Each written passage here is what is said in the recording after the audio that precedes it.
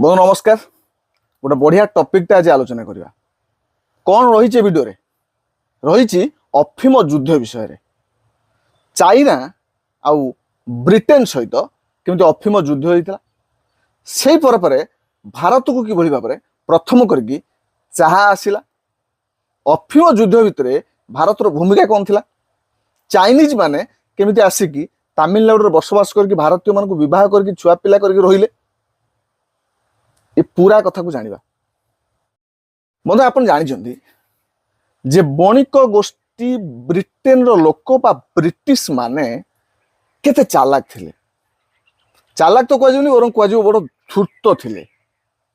आम गाँव रे कहते गोटे टाउटर सेमती टाउटर थिले से माने टाउटर कहीं कहली देख अनेक भल काम अच्छे ये तो आम भल काम आलोचना करियानी आमे गोटे कथा आलोचना करिया जो द्वारा आप जानवे केमी टाउटर थिले ता सहित अवश्य इंडिया रे किछि किछि भल होइतिला भल से man जानी कर नथिले से man तांको उद्देश्य पाई करथिले किंतु परोक्ष रे हमर भल होइतिला केमिति देखंतु जेतेबेले पाखापाखि 1800 शताब्दी बेलू माने भाभी दिंतु जो चार्टर एक्ट आसला 1793 फास्ट आसला तापर 20 वर्ष पर पुणी आसला 1813 बेलू पुणी 1813 पर 1833 बेलू आसला तीनटा चार्टर एक्ट निहाती मन रखिए यही समय काम आसो मु जो कथा ये आलोचना करी तो प्रथम जानिबा ये चाहा पाई ब्रिटिश लोग एत पागल कहीं खेले ब्रिटिश एत चा को भल पाइले कहीं प्रथम कथा से ठंडा देश तेणु टिके गरम चाहा सकाଳେ आवश्यक तेणु ब्रिटिश रो लोक प्राय भल पाती चा को किंतु से चाहा प्रथम केमती आसला चाइना रे प्रथम होता चा चाइना रु जतले ब्रिटिश जो ईस्ट इंडिया कंपनी भारत आसिक व्यवसाय वाणिज्य करूला ये भारत व्यवसाय वाणिज्य करने भितर बॉर्डर अंचल भारत से पर्याप्त चा कि चा नथिला चाइना रु किछि किछि चा से माने नेकी जीवा आरंभ कले जतले नेकी जीवा आरंभ कले प्रथमे चाइना को कोन करथला ना गोटे औषध भाव व्यवहार करथला मुंड बिंधा हबनी बा आउ किछि किछि हजम हे जिवो इत्यादि पई औषध पई व्यवहार करथला ब्रिटेन ले मध्य ठीक सही समय रे याकू मेडिसिन भाव लोक पिउथले सकाळ उठी सकाळ ताकर प्रमुख पानीय नथिला जेतेबेले किंग चार्ल्स द्वितीय विवाह कले से समय पोर्तुगाल रानी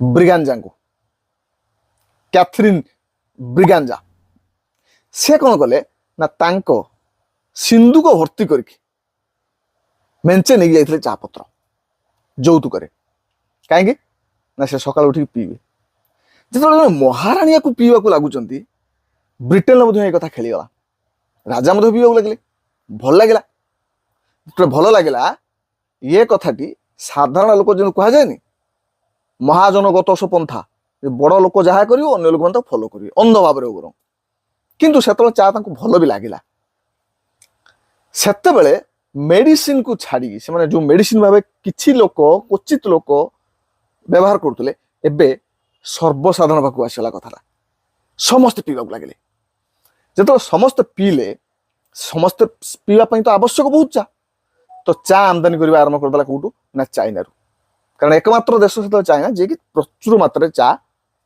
चाष करुला पारंपरिक चा कौशल भी जना था चाइनीज मान आ गोटे कथा मन रखिए चाइनीज माने तांकर जो डाटा जो कौशल से एत शीघ्र बाहर को छाड़ती नहीं बाहर को दिखती नहीं तो चाइनीज माने कौ प्रणाली चाष करते से कथा गुप्त रखा जाइथिला चा नियो साग नियो आमे साग तला देखिबुनी चाहा नियो चाहा करिवार कौशल देखिबु नाही तो सही समय क्वींग डायनास्टी जो क्वींग राजवंश चाइना शासन करथला भारी पावरफुल से कौन कला नियम करदेला जे जेते जेते चा नेले ब्रिटेन लोक किणिले बा ईस्ट इंडिया कंपनी किणिला सेतबेले सेमाने कहले रूपा आमको दबा पड़ो रूपा ब्रिटेन कहला ठीक अच्छे रूपा दवा रूपा दे कि रूपा सरीगला रूपा ना ब्रिटेन पाखे कौन कर चीन कौच मत रूपा नदेले मुझे चाह देवी ब्रिटेन से गोटे गेम खेल आरंभ कला जोटा मुझे कहूली टाउटरी 1 नंबर टाउटरी आहरी अच्छी 2 नंबर कौन गेम खेला ना से धीरे धीरे इंडिया रे पश्चिमबंग आउ मालुआ अंचल रे अफिम चाष करने आरंभ कला खेल देख अफिम कौन निशा अफिम चाष करके खूब अल्प पैसा रे से इंडिया जो बॉर्डर पाख अच्छी चाइनीज अंचल बांटा लगे चाइनीज अंचल जो बांटिले किसी किसी लोक या ग्रहण कले भल भाव जाच थरे निशार पड़े आउ से निस्तार पाइबा बड़ कष्ट चाइनीज मान पूरा निशासक्त करदे ब्रिटेन लोक ब्रिटिश माने कि गेम देख कहीं कारण ये जना पड़ो तांकु एते प्रकार जो देले अफिम स्ट्रंग अफिम से खाई खाई निशासक्त हेले आउरी चाहिए जो आउरी चाहिए कहले दियो रूपा दियो चीन से अफिम बिक्री बा व्यवसाय इलिगाल थिला तेणु कौन करागला ना इलिगाली भारत रु गला अफिम जहाज जहाज अफिम जाकि चीन पहुंचला व्यवसायी मान पाखु चोरा रे रूपा संग्रह करागला से रूपा को पुणी देखिए लिगाल उपाय जोटा सरकार चाहूला लिगाल उपाय देखिए चाह किणागला तार चाह पीबे से अफिम खाइबेनि किंतु अफिम खिया अभ्यास करदे चाइनीज मान तो ए कथा कौन है धीरे धीरे धीरे धीरे किछि दिन परे जानी नेले क्वीन सरकार ये तो भारी स्ट्रंग से तांकर जने स्ट्रंग ऑप्शन पठेले जाओ देखो ये कौन ब्रिटिश लोक माने आसिकी आम लोक मान पूरा करसाले निशासक्त आमे एबे भी गुटका चुबे जाउचे हमर अनेक लोक गुटका खाई जाउछन किंतु से सेते बेले एते वर्ष 100 वर्ष तले भी से माने सचेतन थिले जे आम नागरिक नष्ट हो मानव संबल नष्ट न हो ह्यूमन रिसोर्स हूँ सबुठ बड़ संपत्ति गोटे राष्ट्र आमे गुटका खाई एणे तेणे चुप पकाउछे आमर संस्कृति आमर परंपरा को प्रतिच्छबि करुचे छेप माध्यम गुटका छेप माध्यम जो देखियो छेप थो सरकारी ऑफिस मान नाली नाली तो सी तो जानी नेले से ऑफिसर जनक आसिक बंदर रे थिला 100 बैग अफिम बैग चोरा बिक्री सबको निया लगे पोड़देले पोड़देले ब्रिटिश मैंने रागी गले कथा हट कला युग हट कला हाँ आम पूरा भारत को शासन कर बसुनी चाइनीज कौन एमती लगे आम पोड़देला है युद्ध हम युद्ध घोषणा कर युद्ध हम क्वीन सरकार आ ब्रिटेन मध्य युद्ध है मु कही रखे से ब्रिटेन पाखरे भी अस्त्र शस्त्र आधुनिक अस्त्र शस्त्र हो गलानी कमान बंदूक भारतर अवस्था आहरी दयनीय अवस्था था चीन से बाड़ी ढेला खंडा यही सब बाहर इंडिया भी से तो खंडा गरिला फिरला वार शिखिलानी पाखे से सब किसी नाला तो केते पारे हारिले क्वीन सरकार भारी पावरफुल पूरा पूरा चीन को से एक कर रखते आमर तो बरং देशीय राज्य आहरी खंड विखंड होगी किंतु से एक थे हेले भी युद्ध हारीगले जब युद्ध हारीगले से कौन है से सरला चुक्ति है युद्ध पर चुक्ति चुक्ति कला ब्रिटेन कहला दे आमर जी युद्धर पैसा खर्च होती दे देला ब्रिटेन कहला दे जी आम अफिम को नष्ट खर्च पड़ी दे देला चीन दे देला ता सहित किछि किछि बंदर भी देला चीन रो किछि किछि बड़ बड़ बंदर जोड़ा अच्छी से गुड़ा सब देदेला सांघाई ए सब जिन देदेला बेंजिंग पर्यंत पहुंची नथिले तापन कौन है ब्रिटेन तो छाड़ा लोक नु से तो पुणी निशा रहा आहरी ताले ए जो फास्ट युद्ध होता आगला अफिम युद्ध बा ओपियम वार 1 ये 1839 रु 1842 पर्यंत होता फास्ट ओपियम वार पुणी सेकेंड होता 10-12 वर्ष पर द्वितीय वार को जीवा पूर्व मुझे गोटे कथा कह बढ़िया कथा ये युद्ध रे किसी बंदी हो जाती चाइनीज लोक मान किसी बंदी कर दिया बंदी करके ब्रिटिश नहीं आसिले कौटी इंडिया को कौट नहीं आइले सीधा नहीं आइले तामिलनाडु तामिलनाडु जो नीलगिरी हिल अच्छी पहाड़ पर्वत नीलगिरी बायोस्फीयर रिजर्व बर्तन कराई सेठी नहीं आइले पहाड़िया अंचल देख केते चालाक सेठी आनिकी चाइनीज मान बंदी कर रखते कौटी तुम ना शुणी उटी କୁନ୍ନୁର ଏଇ ଅଞ୍ଚଳ ତାମିଲନାଡୁର ସେ ଉଟି କୁନ୍ନୁର ପାଖାପାଖି ଯୋଉ ଅଛି ଗୋଟେ ଜେଲ୍ ଥିଲା, ସେଠି ନାଡୁ ଭେତ୍ତା ବୋଲି ଗୋଟେ ଜେଲ୍ ଥିଲା, ନାଡୁ ଭେତ୍ତା ନାଡୁ ପେଟା ଏମିତି ଗୋଟେ ଜେଲ୍ ଥିଲା। ସେଇ ଜେଲରେ ଚାଇନିଜ ମାନଙ୍କୁ ରଖିଦେଲେ। ଖାଲି ରଖିଲେନି, ତାଙ୍କରି ପାଖରୁ କୌଶଳ ସବୁ ଶିଖିଲେ କେମିତି ଚା ଚାଷ କରାଯିବ। ତ ସେମାନେ ଚା ଚାଷ ଆରମ୍ଭ କରିଦେଲେ। କୋଉଠି ଆରମ୍ଭ କଲେ? ସେଇ ଉଟି କୁନ୍ନୁର ଇତ୍ୟାଦିରେ ତାଙ୍କ ପାଖରୁ କୌଶଳ ଶିଖିଲେ କିଛି କିଛି। ଏବଂ ସେଇ ଚାଇନିଜ ମାନେ ସେଇଠି ଘର ଘର ରହିଗଲେ। ଆଜି ପର୍ଯ୍ୟନ୍ତ ମଧ୍ୟ ଅନେକ ଚାଇନିଜଙ୍କର ମୂଳ ବଂଶଧର ଚାଇନିଜ ଏବେ ତ ଭାରତୀୟ ହେଇଗଲେଣି। ଏବେ ବି ସେମାନେ କିଛି କିଛି ଅଛନ୍ତି ଇଣ୍ଡିଆନ ମାନଙ୍କୁ ବାହା ହେଇକି ପିଲା ଛୁଆ କରି ଘର ସଂସାର କରି ସେମାନେ ପରମାନେଣ୍ଟ ସେଠି ରହିଗଲେ। ବ୍ରିଟେନ କେତେ ଚାଲୁ ଦେଖ।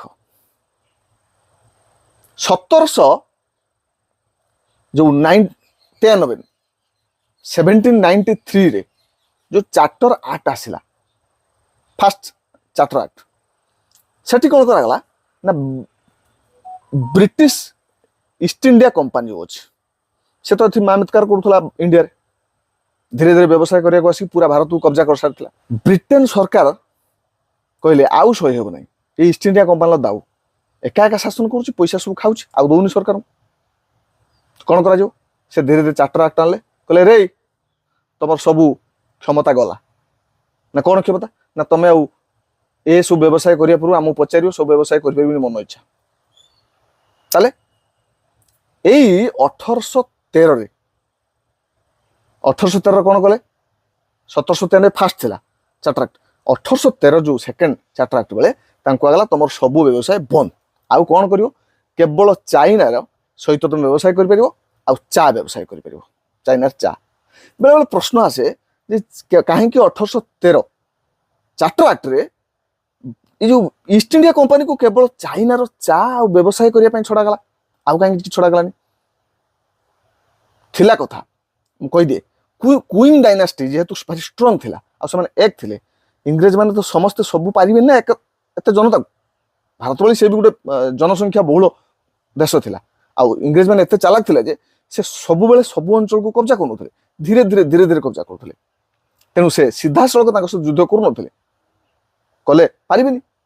तेणु से कौन करथले ना टिके टिके युद्ध करिया लागुथले। आउ से जानिले ए जो क्वीन डायनास्टी से बेसी बाहर लोक विश्वास करती ना, से तांको चाहा कौशल देबे नाही किछि देबे नाही। तेणु से कौन कले चाहाटा को कहले ईस्ट इंडिया कंपनी जेहेतु एबे भी चूरा रे चाहा आणुची अफिम बेपार करुची अफिम सब बेपार हे गला। प्रथम रोथले कौन पाई ना अफिम देकी रूपा आनिबे रूपा देकी पुणी चाहा किनिबे। एबे अफिम तांकर गोटे मुख्य बेपार हे सालानी, मुख्य बेपार। आ चाहा पाई से माने बेपार करना एबे करछुंते अफिम अफिम पाई बेपार टंका करिवे। ताले अफिम बेपार भी चलला चाहा बेपार भी चलला। इंडिया चा हेले भी तांको चा भारी टिके सुआदिया थिला। एई समय जो कुन्नूर चाष होउछि उटी चाष होउछि ठीक एई समय कौन है 1813 बेले तो कही दिया से करू किंतु पुणी जो है 1833 बेलू संपूर्ण बंद कर दिया। आउ ईस्ट इंडिया कंपनी की छड़ा गलानी चा व्यवसाय सब बंद। मन पुणी प्रश्न आसू जो से सहित कराला डिल एबे कहीं बंद कर दिया। एबे आसाम रे चा चाष आरंभ होगा। आसाम रे खेल कर देइछन्ति। रॉबर्ट ब्रूस नामक जड़े इंग्रेज व्यक्ति पावरफुल व्यक्ति से आसिक कौन कले सिंगपो नामक जाति को गोटे ट्राइब को गोटे गोष्ठी को धरिकी आसाम रे चा चाष आरंभ कर देइछन्ति। आ सफल रूपे चा चाष होउछि। ताले इंडिया रो भरी भरी ट्रक ट्रक चा हो गला ब्रिटेन को। किंतु तथापि कोउना ना कोउटी जो पारंपरिक चार कौशल बनैबार कौशल बा गछ लगेबार कौशल चीन मान जानी थे से संपूर्ण रूप आसी पार ना। ब्रिटिश पुणी खेल खेलला। पुणी कौन कला जड़े स्कटलैंड उद्भिद विज्ञानी को छद्म बेश स्पाए भाव पठेला चीन को जा। से कौन कला ना चीन रो रूप नहीं बुली बाली सबू जगार 20,000 पाखापाखि चारा गछ मंजी नहीं इंडिया पलाइला। ता सहित किछि दक्ष सैन्य को नहीं आला, दक्ष व्यवसाय को दक्ष चाषी को नहीं आला। से चाष कले से जणेदे। तापर इंडिया प्रचुर मात्रा चाष है आउ चाइना को पचरा गला नहीं। माने ब्रिटिशर କୋଉ ଭଳି ଭାବରେ ଏଇଥିପାଇଁ ମୁଁ ପ୍ରଥମେ କହିଥିଲି ଟାଉଟର କେବଳ ମାନେ କେତେ ଧୂର୍ତ୍ତ ଦେଖନ୍ତୁ, କେତେ ଧୂର୍ତ୍ତ। এইଭଳି ଭାବରେ ଇଣ୍ଡିଆକୁ ଚା ଆସିଲା। ହଁ, ଦ୍ୱିତୀୟ ଓପିୟମ ୱାର କଥା ମୁଁ ଭୁଲି ଯାଇଛି କହିବା ପାଇଁ। ଯେତେବେଳେ ଇଂରେଜ ଚାହିଁଲେ ପୁଣି ନୂଆ କିଛି ବନ୍ଦର ଚାହିଁଲେ, ଏବେ ଚାହା ଆଉ ଦରକାର ନାହିଁ, ଆବଶ୍ୟକ ନାହିଁ। ଏବେ ଚାହିଁଲା ବ୍ରିଟିଶ ଯେ ଏଇ ଯୋଉ ଅଫିମଟି ଯାଉଛି ଭାରତରୁ, ଅଫିମଟିକୁ ସେଠି ଲିଗାଲାଇଜ କରାଯାଉ, ସରକାର ଲିଗାଲ କରିଦିଅନ୍ତୁ। ମାନିଲେନି ଚୀନ ସରକାର, ନା ଆମେ ଆମ ଲୋକଙ୍କ ଜୀବନକୁ ବିପଦକୁ ଠେଲି ପାରିବୁନି, ଲିଗାଲ କରିପାରିବୁନି। ହେଲା ଯୁଦ୍ଧ, ପୁଣି ଗୁଳି ଗୋଳା ବାରୁଦ, ତାଙ୍କର ସେଇ ବାଡ଼ି ଢେଲା, ଯୁଦ୍ଧ ହେଲା। ପୁଣି ଚାଇନା ହେଲା। ଦିଥର ଯାକ ଅଫିମ ଯୁଦ୍ଧରେ ଚାଇନା ହାରି ଯାଇଛି, ବ୍ରିଟିଶ ଜିତିଗଲେ। ଜିତିଲା ପରେ ପୁଣି ଚୁକ୍ତିରେ କ'ଣ ରହିଲା? ଏଥର କୁହାଗଲା ଅଫିମକୁ ଲିଗାଲାଇଜ କର, ନିୟମ ସଙ୍ଗତ ଆମେ ଅଫିମ ଆସିକି ଏଠି ବିକିବୁ। ବିକିବ ମାନେ ତମ ଘରକୁ ଆଣିଥିଲୁ ନା, ଇଣ୍ଡିଆରେ କରେଇବେ। ପୁଣି ଏଠି ଯୋଉ ଚାଷ କରେଇବେ, ଏଠି ଲୋକମାନଙ୍କୁ ପଇସା ଦେବେନି, ଏମାନଙ୍କୁ ଅତ୍ୟାଚାର କରେଇବେ, ଭାରତୀୟମାନଙ୍କୁ, ଆମମାନଙ୍କୁ। ଏଠୁ ନେଇକି ଅଫିମ ସେଠି ବିକିବେ, ପଇସା ନେଇକି ଘରକୁ ଯିବେ। ଚାହା ବି ଏଠୁ ତିଆରି କରିବେ, ଚାହା ନେଇକି ଘରକୁ ଯିବେ। ତାପରେ ତ ସମସ୍ତେ ଜାଣିଛ। କିନ୍ତୁ ଲାଷ୍ଟ କଥା, ଏ ସବୁ କଥାରୁ ଇଣ୍ଡିଆ ମତେ ଲାଗେ ଭାରି କମ୍ ଶିଖିଲା, ଚାଇନା ବହୁତ କିଛି ଶିଖିଗଲା। ଦେଖ, ସେ ସମୟରେ ଇଣ୍ଡିଆ ଠାରୁ ତଳେ ଥିଲା ଚାଇନା। ଆଜି ଚାଇନା କୋଉଠି ପହଞ୍ଚି ଯାଇଛି? ଆଜି ତୁଳନା କଲେ ଦେଖାଯାଏ ଯେ ଇଣ୍ଡିଆ ଠାରୁ ଚାଇନା 50ରୁ 60 ବର୍ଷ ଆଗରେ ଅଛି। କାହିଁକି କୁହାଯାଏ? ନା ତାର ଯୋଉ କୋଠା ବାଡ଼ି, ଇଞ୍ଜିନିୟରିଂ କୌଶଳ, ରାସ୍ତା ଘାଟ, ଏ ସବୁ କିଛିରେ ଟେକ୍ନୋଲୋଜି, ସାଇନ୍ସ। ଆମେରିକା କହିଲେ ମୁଁ ଦୁନିଆକୁ କବ୍ଜା କରି ରଖିବି, ଏଇ ନିଅ ଗୁଗୁଲ, ଏ ଭଳିଆ ଗୁଗୁଲ ତମେ କେହି ତିଆରି କରିପାରିବନି। ଏଇ ନିଅ ଆମାଜନ, ଏଇ ନିଅ ଫ୍ଲିପକାର୍ଟ, ଏଇ ନିଅ ଯାହା ରହିଛି ବଡ଼ ବଡ଼ ମାଇକ୍ରୋସଫ୍ଟ, ଏଇ ନିଅ ମେଟା, ଫେସବୁକ୍, ଇନଷ୍ଟାଗ୍ରାମ, ଯାହା ସବୁ ନିଅ, ମୋ ଦ୍ୱାରା ମୋ ବିନା ତମେ ଚଳିପାରିବନି।